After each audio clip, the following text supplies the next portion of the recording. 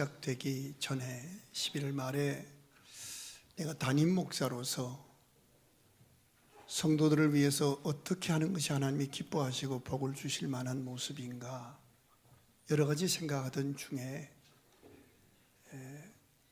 아주 작정하고 한 달 동안 이분들을 한 명 한 명 위해서 기도로 축복해야겠다고 결단을 하고 12월 1일부터 저녁에 자기 전에 다 출력을 해서 특별히 이제 1300명의 우리 직분자들부터 한 명씩 기도를 하는 거예요. 장로님, 권사님, 그 자녀들 이름 다 찾아내서 1시간 반에서 한 2시간 걸려요. 매일 축복하고 기도하는데 계속 마음속에 찔려오는 게 하나 있어요. 네가 이렇게 기도하는 거 참 고맙다. 성도를 사랑하는 마음으로 축복하는 거 내가 복 주겠다. 그런 감동은 오는데 그런데 말이야, 저들은 너는 그들 위해 기도해 저들은 나를 찬양하지를 않아. 찬양에 참 인색해 라는 찔림의 감동이 오는 거예요. 여러분, 한번 정직하게 여쭙고 싶어요. 한 주일 내내 여러분 찬송 몇 곡이나 부르세요? 찬송이 뭐지요? 나를 지으신 하나님께 감사하고 나를 선택해 주신 하나님의 은혜에 감사해서 내가 하나님의 뜻대로 살고 어려운 문제들을 곡조 있는 기도로 하나님 앞에 찬양으로 드리는 거예요. 이 백성은 내가 나를 위하여 지었나니 나의 찬송을 부르게 하려 함이라. 하나님이 우리가 찬양할 때 황소 한 마리를 받으심보다 더 기쁘게 받으신다고 하셨고, 찬양할 때에 찬양 중에 거하시는 하나님이 우리를 만나 주시겠다고 약속하셨고, 찬양할 때에 악신이 떠나가고 발에 채워졌던 착고가 풀려지는 기적을 주셨던 하나님이셔요. 심지어 전쟁할 때에도 찬양대를 앞에 세워서 찬양하라고 당부까지 하시고 그 말씀대로 일하셨던 하나님이셔요. 그런데 찬송하지 않는다는 거예요.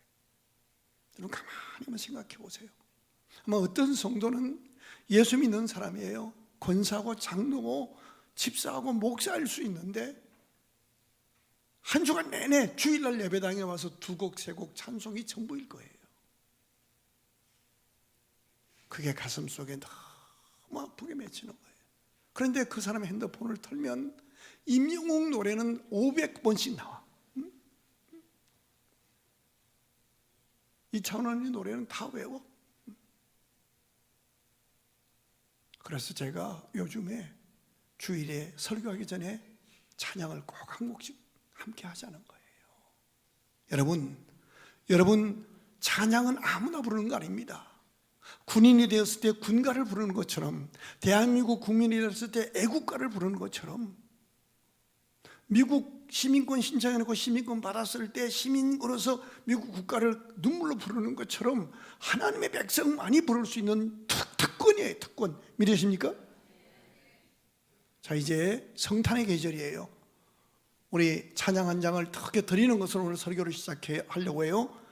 122장 참 반가운 성도여라는 찬양이에요. 우리 크게 정말 여러분의 찬양으로 찬양 드리고 말씀을 이어가겠습니다. 뜨겁게 찬양하십시다.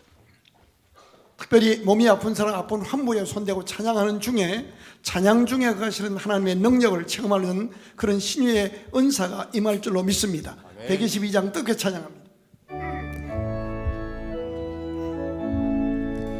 참 반가운 성도여 다 이리 와서 베들레헴 성 안에 가봅시다.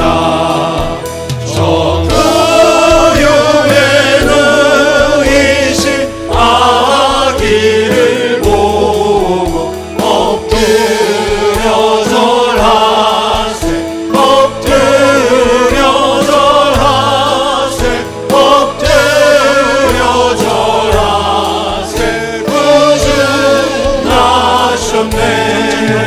저 천사여 찬송을 높이 불러서 이 광활한 천지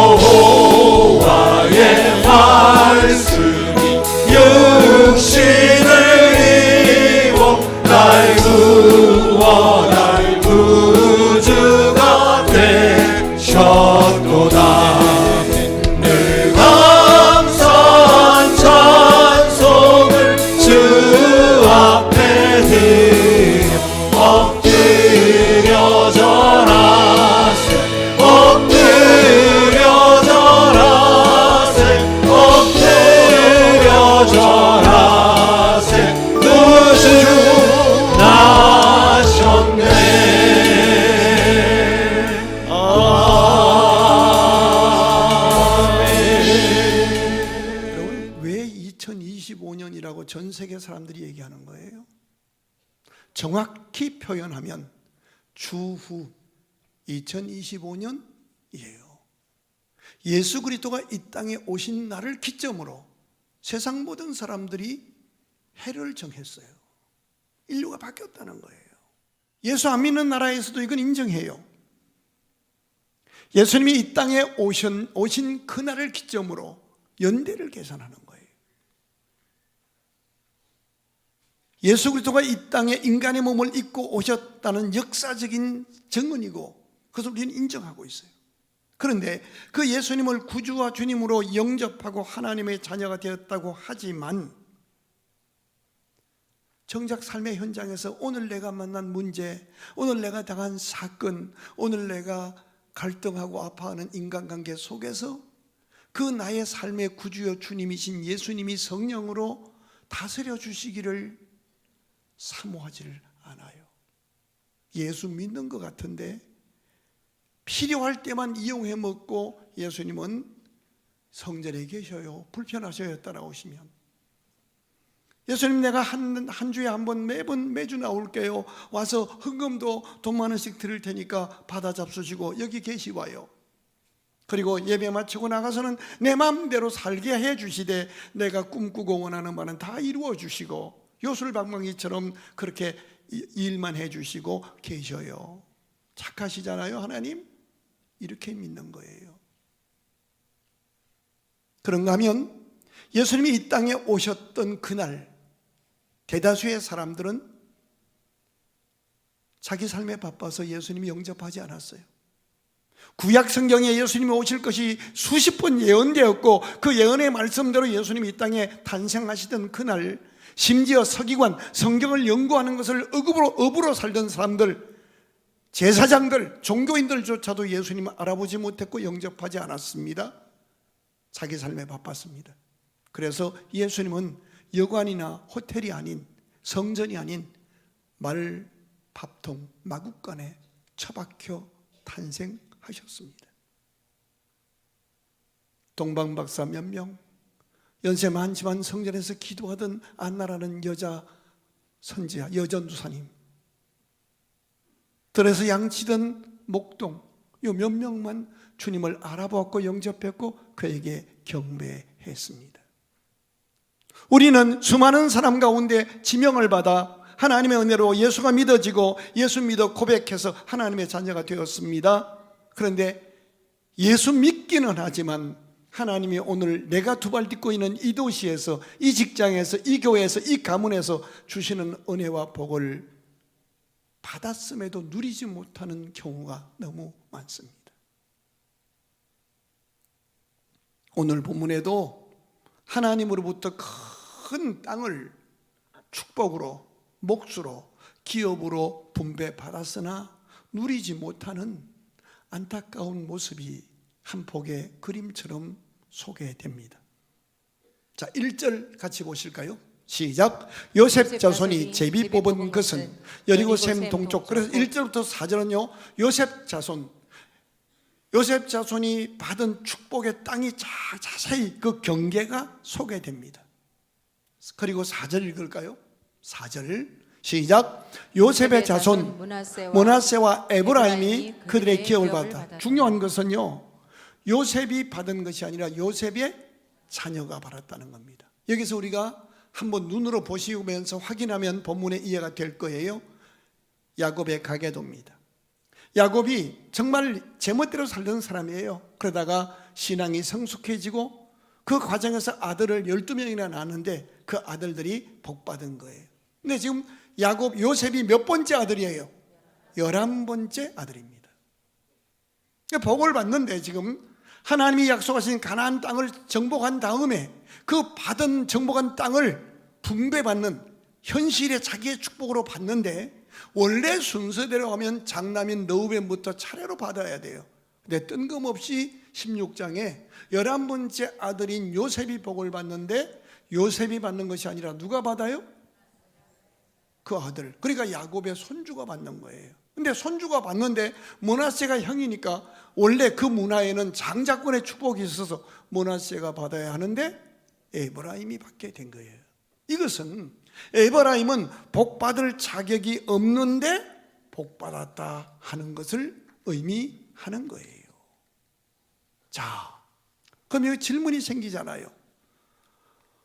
아니, 아버지가 재산이 많은데 자식이 5남매인데 유산을 물려줘야 하는데 5남매를 다 세워놓고 고생한 큰형부터 주는 게 당연한데 큰아들은 제껴놓고 네 번째 애한테 제일 좋은 땅을 문서를 준다고 그래봐요.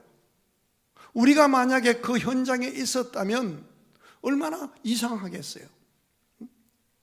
그리고 성경은 왜 이렇게 이 사실을 자세히 기록했겠냐 하는 거예요. 우리가 구원은 하나님의 은혜로 받습니다. 예수 믿게 된 것, 이건 하나님의 은혜예요. 선물이라고 성경은 약속합니다. 그리고 우리가 받아 누리는 축복도 물론 큰 그림으로 보면 다 하나님의 은혜입니다. 그런데 오늘 본문은 그 축복이 나와 내 후손들에게까지 현실의 복으로 임하는 데는 몇 가지의 원리가 있음을 가르쳐주고 있는 거예요. 요셉이 누굽니까? 잘 들으세요. 첫째는 그 부모가, 그 할아버지 할머니, 아버지 어머니가 냉수 한 그릇이라도 순수한 마음으로 대접하고 섬긴 것은, 작은 섬김 하나도 하나님은 기억하셨다가 헛되지 않게 때가 된 어느 날 그 후손들에게 축복으로 안겨주시는 것임을 보여주고 있습니다. 사실 이 가나안 땅을 분배받는데 뜬금없이 11번째 아들인 요셉, 그 요셉의 아들, 그러니까 대를 이어서 뜬금없이 둘째 손자 에브라임이 복받게 된 것.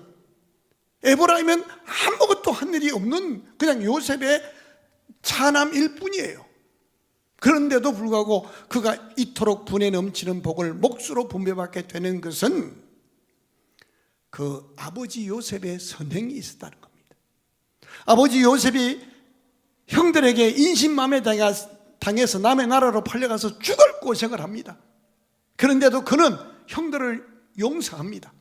그리고 그가 하나님의 극적인 은혜로 애굽의 국무총리 자리에 오릅니다.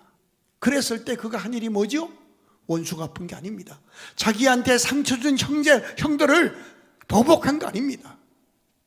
70명을 자기가 국무총리로 있는 애굽으로 초청 이민 오게 해서 그들을 대접합니다. 섬깁니다. 한번 크게 따라합시다. 나도 요셉처럼 크게 복을 받아 친가와 처가의 친족들 70명 정도는 아무 군소리 없이 나눌 수 있는 복을 주옵소서. 요셉의 이 선행을 하나님이 다 보셨던 거예요. 그리고 드디어 몇백 년이 지나서 후손들이 가나안 땅을 정복할 때, 정복한 다음에 땅을 분배하는데 제비 뽑는데 제일 먼저 좋은 땅을 제비 뽑을 수 있는 기회가 주어져서 축복을 받게 되는 거예요. 우리가 성경을 그냥 보면 안 됩니다. 섬김이 있어야, 심은 것이 있어야 복을 받을 거 아니에요. 뜬금없이 시동생 도와줘야 할 거, 뜬금없이 처갓집 도와줘야 할 거 부담스러운 게 아니에요. 하나님이 언젠가 더 큰 복으로 30배, 60배, 100배로 키우셔서 내 후손들에게 주시려고 기회를 주시는구나. 두 번째는 선행이고요. 두 번째는 요셉이 자기 두 아들을 데리고 11아들이 다 있는데 다른 아들은 그런 짓 안 하는데 요셉이 두 아들을 데리고 할아버지한테, 자기 아버지한테 손주들 기도해달라고 축복 기도하러 가답니다. 여러분, 구정날이 되어도요 할아버지한테 축복 기도 받으려고 데리고 오는 자식이 있고, 아예 외국 가고 안 오는 자식도 있고, 아예 그냥 연락도 안 하는 자식도 있잖아요. 근데 요셉은 11자식 가운데 유일하게 손주까지 데리고 할아버지한테 축복 기도 받으러 오는 거예요. 그러니까 할아버지 야곱이 축복을 하는데, 원래 오른손이 장자에게 장자권의 축복인데 그때 문화가 이렇게 기도를 하는 거예요. 그러니까 요셉이 깜짝 놀라서, 아버지 아무리 연세가 많으시고 눈이 어두웠어도 손이 바뀌었어요. 장남은 이쪽이에요.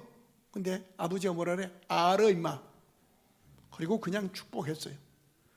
뭐라고 축복했는가 하면 그 둘째 에브라임한테 너는 창대한 복을 받을지어다, 딱 한마디 한 거예요.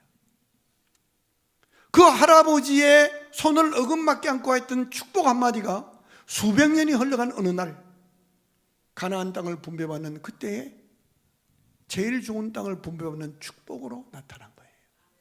할아버지의 축복이 이렇게 중요해요. 할머니의 축복이 이렇게 중요해요. 교회 장로님이 뭐 하는 분들이에요?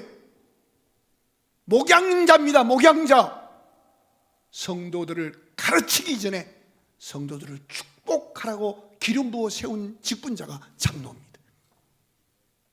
장로님들이 이렇게 말할 수 있어야 돼요. 성도들이, 장로님, 제가 이만큼 신앙생활하는 것은 장로님의 마음을 다한 축복 때문에 이렇게 삽니다. 고맙습니다.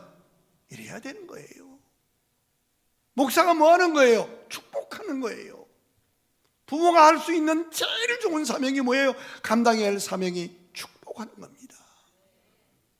정말 속을 지글지글하게 끓여서 욕을 하고 싶으면 선한 목적으로라도 부정적인 용어 하지 말고 이렇게 하세요. 이 복을 넘치게 받을 이놈의 새끼야, 이렇게라도 하자고. 이렇게라도 너는 창대할지어다 한마디가 몇백 년 뒤에 축복이 된 거예요.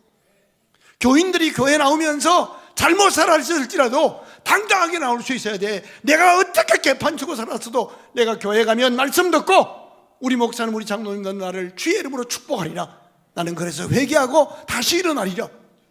이게 교회입니다. 이게 교회입니다. 할아버지 할머니가 축복했어요. 그랬더니 그대로 복이 되는 거예요. 야곱이 손주를 위해서 축복해요. 야곱이 어떻게 산 사람이에요? 바람직하지 못하게 살았던 사기꾼처럼 살았습니다. 그런데 순수한 마음으로 손주를 축복했더니 하나님의 복을 주신 거예요.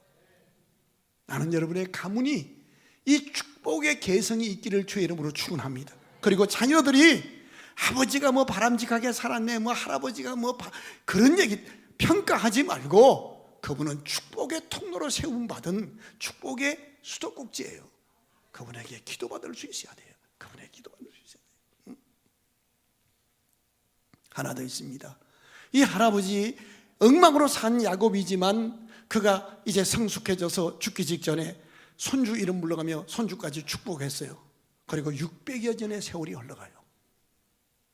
그리고 났는데 모세라는 지도자가 이스라엘 백성들을 축복하는데요, 세상에 몇백 년 전에 할아버지가 축복했던 그 핵심 내용을 그대로 더 확대해서 이 후손들 에브라임 이들에게 축복을 하는 거예요. 이것은 부모가, 할아버지가 선행하고 축복하고 그리고 직장에서 직장 지도자에게 축복받는 삶이 얼마나 중요하신 것인가 하는 것을 교훈하고 있는 거예요. 여러분, 부모가 순수하게 섬김, 아주 작은 섬김 하나도 절대로 빈손이 아니며 때가 되면 반드시 후손들에게 삶의 현장의 복으로 돌아올 것입니다. 믿으시면 아멘.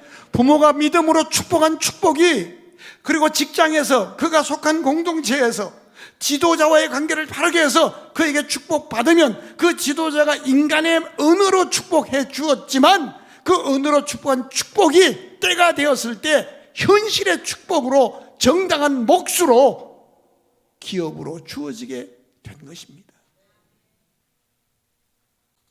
한 번만 따라하시면 좋겠습니다. 이렇게 따라합시다. 내 섬김과 축복으로 내 자녀들이 손주 손녀에 이르기까지 복을 받게 하옵소서.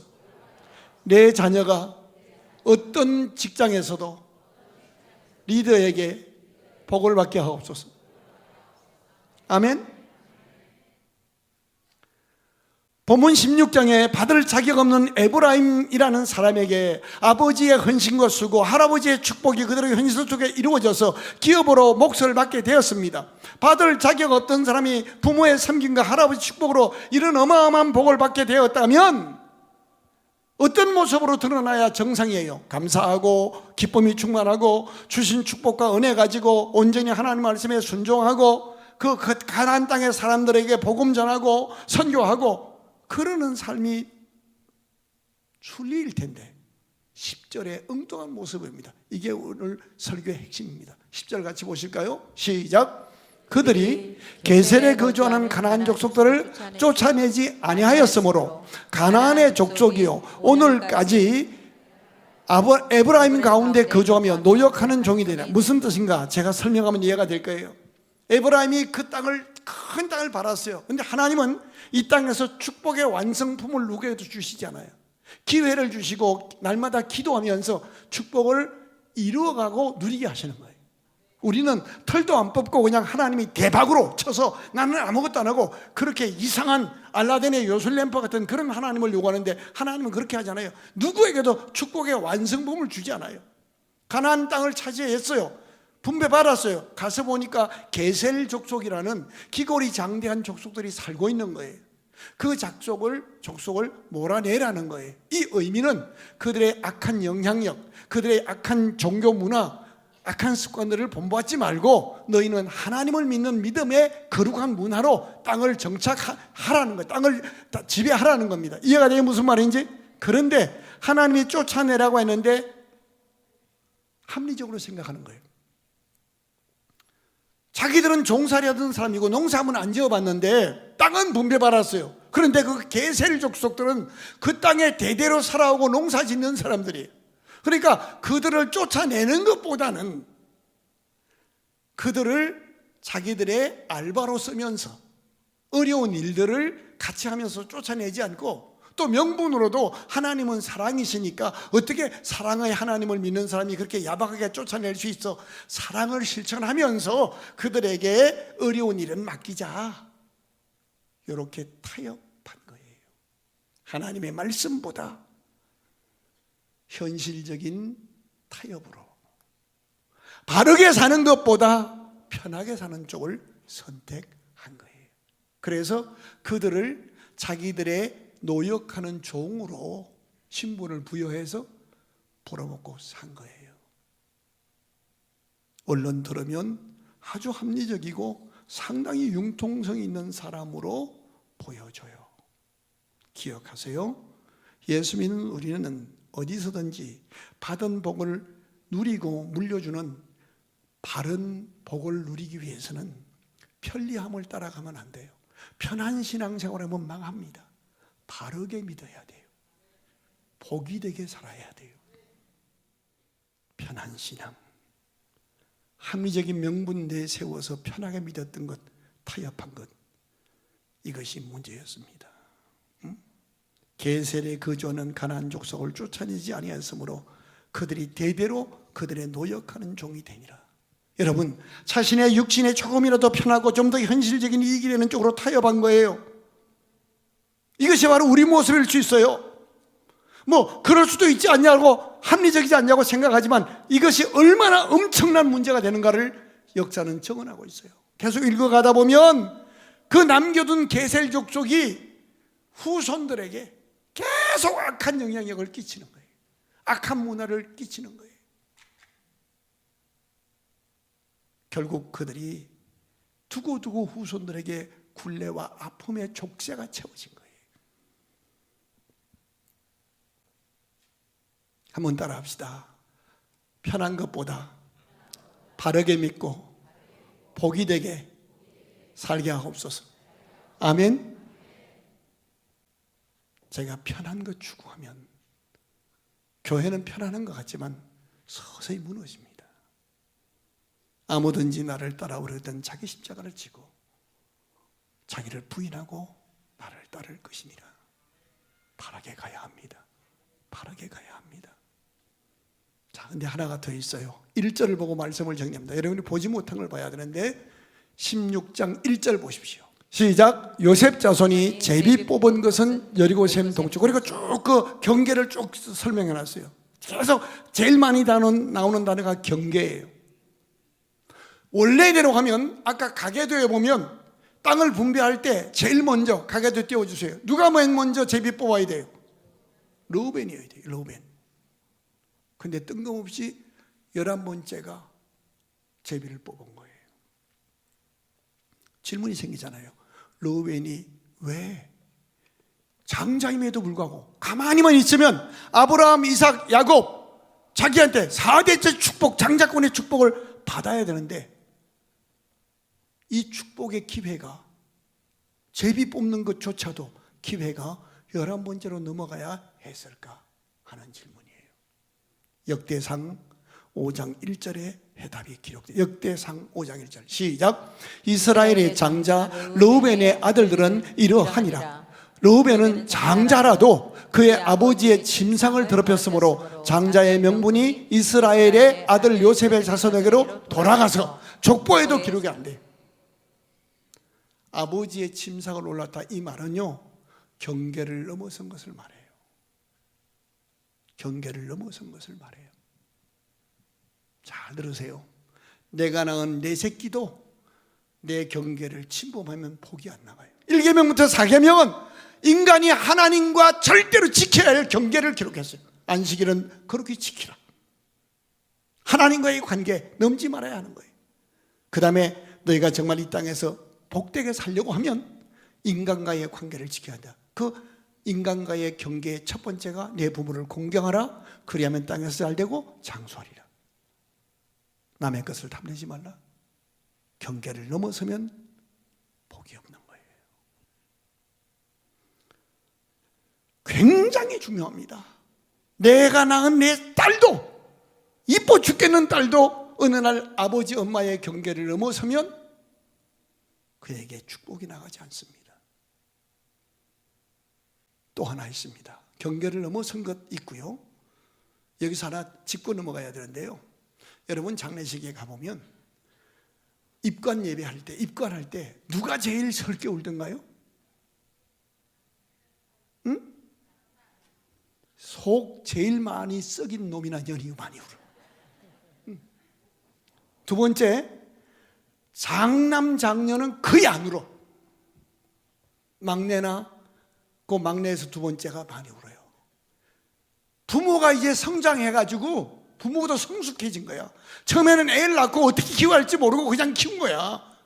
사랑하는데 내 식으로 사랑해서 장남이나 장녀는 상처가 많아. 그런데 이제 애를 여러 명 낳고 나니까 조건 없이 사랑하는 걸 배운 거야. 그래서 얘는 같은 엄마인데 사랑이 더 크게 느껴졌어. 그런데 장남이나 장녀는 뭐하냐? 안 울고 진두지휘합니다. 장례식. 야, 너 돼지 머리 빨리 더 가져와. 계속 이런 거 합니다. 그리고 언제 이제 마지막에 이렇게 취통할 때 그때 잠깐 울어요. 그런데 부모에게 여쭤보면 장남 장녀 노릇한 건 너무 고마운 일인데 이분들이 빠지는 함정이 있어요. 그것을 근거로 어느 날 부모의 체질과 약점을 제일 많이 알아. 다른 자녀보다. 자기 동물에게 경계를 넘어서서 부모한테 바른 말 제일 많이 하고 제일 부모를 뜯어고치려고. 엄마 그렇게 하면 안 돼. 어느 날 지가 부모의 선생님으로 취임해버려. 경계를 넘어선 거예요. 그래서 엄마가 죽어가면서 큰애한테 돈을 안 줘. 속 지글지글거린 넷째 불러다가 통장 맡기고 간 다음에 또 욕해. 장녀 나한테 줘야지. 지가 그렇게 한 거야. 경계를 넘어선 거야. 직장도 마찬가지예요. 회사를 처음에 같이 설립했어. 대표가 되었어. 이 사람은 그게 이제 임원이 되었어. 꼿꼿해 가서 배신의 칼 꽂고 경찰 검찰에 제보하고 회사를 빼뜨는 놈 보면 같이 했던 놈이야. 경계를 넘어서. 교회도 마찬가지야. 교회에서 누가 나중에 배신 때리냐? 함께 해서 리더의 약점을 다 아는 어떤 사람이 경계를 넘어서요. 그래서 교회가 무너진 경우가 너무 많아. 정말 조심해야 돼요. 경계는 두 가지예요. 하나는 땅의 경계가 있어. 오늘 본문 1절부터 10절까지밖에 없는 짧은 장인데 하나님이 경계를 정확히 표현해요. 어디서 어디까지, 어디서 어디까지. 그리고 경계란 말을 계속 반복해요. 이것은 우리가 두 발 딛고 어느 도시, 어느 직장에 살고 어느 교회 갔든지 어느 곳에 가든지 그곳에 두 발 딛게 하신 하나님이 나를 위해 예비하신 복은 있다. 믿으시면 하면 복은 있다. 여러분이 광주에 오셨어요? 주여, 내가 광주 땅에서 하나님이 나를 위해 예비하신 복을 받고 누리고 나누며 살게 하여 주옵소서. 다른 거 보지 마세요. 이 교회 오셨어요? 이 교회에서 하나님이 여러분을 위해 예비하신 은혜와 복이 있기에 부르신 거예요. 이거를 구하는 거예요. 그걸 넘어서면 내가 경계를 스스로 넘어선 거예요. 그 다음에 사람 경계를 넘지 말아야 돼요. 아무리 못났어도 부모는 축복의 통로야. 부모를 내가 뜯고 치료하고 부모의 권리를 내가 침범하면 복은 안 와. 르우벤은 장자였으나 명분이 요셉에게로 넘어갔어. 성탄절입니다. 예수 그리스도가 우리에게 본을 보이셨어요. 그는 영광 동등 본체시나 인간의 몸을 입어 이 땅에 오셨습니다. 그리고 그분이 죽도록 십자가에 죽으시고 부활하셔서 우리를 축복하셨습니다. 우리가 해야 할 일이 있습니다. 내가 두 발 딛고 있는 이 가문, 이 직장, 이 도시에서 복을 받는 겸손의 주님을 닮게 하옵소서. 복을 주셨을 때 그 복을 나만 먹고 떨어지는 것이 아니라 나누며 선교하며 살아서 그렇게 살되 열린문의 축복을 받기까지 살되 어떤 경우에도 편하게 믿으려 하지 않고 바르게 믿고 복이 되게 믿어서 나로 말미암아 하나님의 복이 손주 손녀에 이르기까지 성경 약속대로 천대에 이르도록 복이 계승되고 나누어지는 그런 믿음의 삶으로 다시 시작하게 하옵소서. 성탄은 다시 시작해 하시는 주님의 찾아오심의 손길입니다. 이 주의 손잡고 주님, 내가 남은 인생 주님 뜻대로 살게 하옵소서. 나로 말미암아 후손과 교회와 도시가 복을 받게 하옵소서. 이 다짐이 이 아침에 저와 여러분의 다짐이 되기를 주의 이름으로 축원합니다. 다 일어나셔서 주님 뜻대로 살기로 하는 이 찬양 크게 부르실 때에 하나님의 우리의 족쇄를, 우리의 결박을 끊어주시는 은혜가 임할 줄로 믿고 뜨겁게 찬양합시다. 주님 뜻대로 살기로 했네. 주님 뜻대로 살기로 했네. 주님 뜻대로 살기로 했네. 뒤돌아서지 않겠네. 이 세상 사람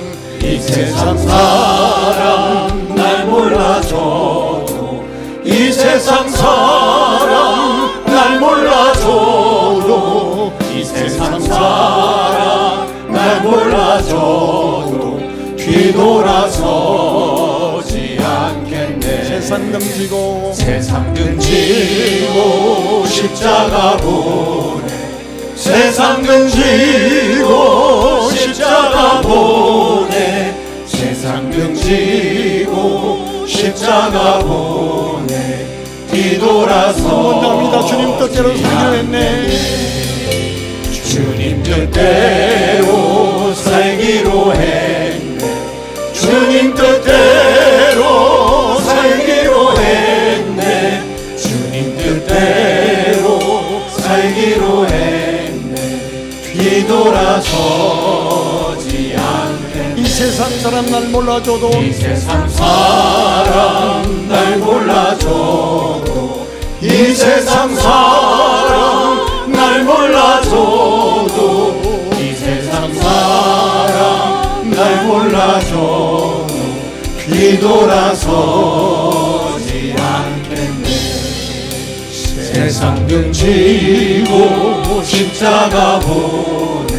세상 등지고 십자가 보내. 세상 등지고 십자가 보내. 뒤돌아서지 않겠네. 그대로 계십시오. 다 눈을 꼭 감으시고 두 손을 가슴에 꼭 대십시오. 좌측 가슴에는, 심장 있는 쪽 가슴에는 여러분이 축복해야 할 가족들을 품에 안으십시오. 아내가 되었습니까? 아내의 가장 큰 제1 사명은 남편을 축복하는 겁니다. 남편이 되셨습니까? 남편의 제1 미션은 아내를 연약함을 귀히 여기고 축복하는 사명입니다. 언제 배우자가 서로 축복해 보셨습니까? 사랑해서 결혼했는데 어느 날 보니 상대의 약점을, 상대의 잘못을 지적하고 있는 모습으로 판단자가 되어버렸습니다. 우리가 누구입니까? 하나님의 은혜를 입어 예수 믿어 하나님의 자녀가 되었고 왕같은 제사장으로 축복하며 살아야 할, 우리가 축복한 대로 하나님의 복 주시는 축복의 통로였습니다. 엉망으로 살았지만 하나님의 이름으로 손주 손녀를 축복했던 야곱처럼 이 아침에 우리가 해야 할 일이 있습니다. 자녀의 이름을 가슴에 새기십시다. 손주 손녀 이름 불러가며 우리 한 1분 동안 축복했으면 좋겠습니다. 2025년 12월 14일 3부 예배 때 말씀 듣고 말씀에 근거해서 우리가 주님의 이름으로 축복한 우리의 축복의 한마디가 우리 자녀들의 삶에 어느 날 어느 시에 현실의 복으로 임할 것을 우리는 믿어야 합니다. 오른쪽 가슴에는 교회를, 그리고 여러분의 직장과 도시를, 민족을 품에 안으십시다. 먼저 우리가 누구인가를 다시 한번 점검하십시다. 우리는 하나님의 은혜 구원받은 하나님의 자녀요, 우리는 축복하며 살아야 할 왕같은 제사장들입니다. 회개했으면 좋겠습니다. 하나님, 나도 모르게 내가 경계를 넘었습니다. 부모의 경계를 넘었고 땅의 경계를 넘었습니다. 하나님, 이 땅은, 내가 두 발 딛고 있는 이 땅은 하나님이 내게 복 주시려고 부르신 땅인 것을 이해합니다. 여기서 복받은 모델이 되게 하옵소서. 아멘. 그래서 내가 이 땅을 축복합니다. 광주 땅에 풀한포기 돌멩이 하나까지 축복합니다. 하나님이, 내가 사람의 경계를 넘었습니다. 부모의 경계를 넘었고 상관의 경계를 넘었고 부부의 경계를 넘었고 자녀의 경계를 내가 무참히 짓밟았습니다. 하나님, 경솔했고 경계 넘었습니다. 하나님이 용서해 주옵소서. 이제 이 땅에 오신 예수님 보면서 가장 겸손한 자 되어 자유하고 누구에게도 상처받지 않고 두 손 높이 들고 축복하는 삶으로 주님 오신 날까지 그 복음 전하며 그렇게 편하게 믿기보다 바르게 믿으며 복되게 살고 싶습니다. 회개하고 1분 동안 시간 드립니다. 이 시간 자녀 이름 부르며 배우자 이름 부르며 축복하십시다. 결혼하지 않았으면 부모님을 축복하십시다. 부모님 생존에 계시면 먼저 부모님을 축복하십시다. 그리고 교회를 축복하십시다. 직장을 축복하십시다. 비틀거리는 이 민족을 축복하십시다. 이 민족이 회복해야 할 가장 우선적인 것은 서로 축복하는 일입니다. 우리가 축복한 축복은 절대로 헛되지 않을 겁니다. 우리의 축복이 살아가는 자녀들의 삶에 드리워진 사슬이 끊어지고 저들을 향해 올라오고 있는 악한 세력의 유혹이 끊어질 것입니다. 정직하게 기도하십시오. 예수 그리스도 이름으로 기도하십시오. 아버지, 아들을 축복합니다. 며느리를 축복합니다. 로미를 축복합니다.